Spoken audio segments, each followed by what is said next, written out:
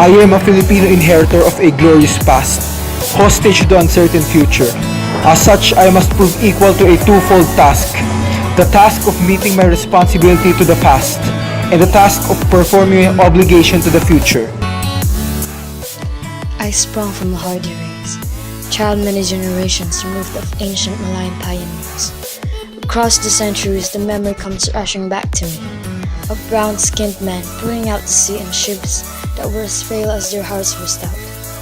Over the sea I see them come, borne upon the billowing wave and the whistling wind, carried upon the mighty swell of hope, hope in the free abundance of new land that was to be their home and their children's forever. I am a Filipino.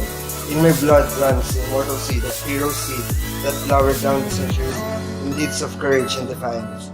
In my veins yet pulses the same hot blood that sent Lapu-Lapu to battle against the first invader of this land, that nerved Lahandula in the combat against the alien foe, that drove Diego Silang and Tabohoy into rebellion against the foreign aggressor.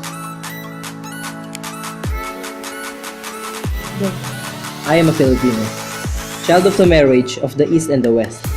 The East, with its languor and mysticism, its passivity and endurance, was my mother, and my sire was the West that came thundering across the seas with a cross and sword and the machine.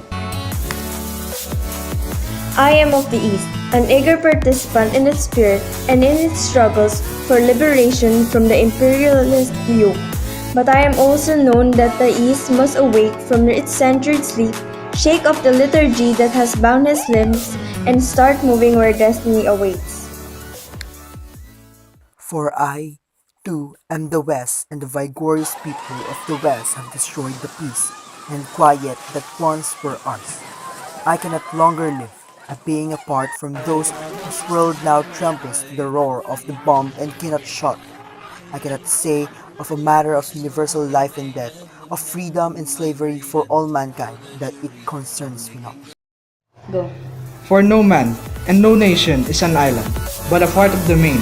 There is no longer any East and West, only individuals and nations making those momentous choices which are the hinges upon which history resolves. I am a Filipino, and this is my inheritance. What pledge shall I give that I may prove worthy of my inheritance?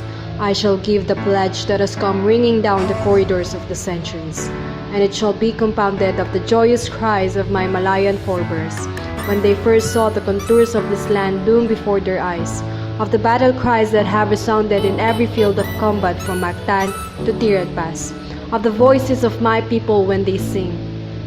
Land of the morning, child of the sun returning, ne'er shall invaders trample thy sacred shore.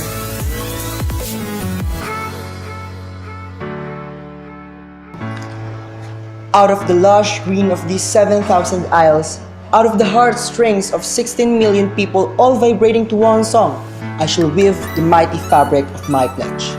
Out of the songs of the farmers at sunrise when they go to labor in the fields, out of the sweat of the hard-bitten pioneers in Malig and Coronadal, out of the silent endurance of stevedores at the pyres and the ominous grumbling of peasants in Pampanga, out of the first cries of babies newly born and the lullabies that mothers sing, out of the crushing of gears and the whine of turbines in the factories, out of the crunch of plowshares upturning the earth, out of the limitless patience of teachers in the classrooms and doctors in the clinics, out of the tramp of soldiers marching, I shall make the pattern of my pledge.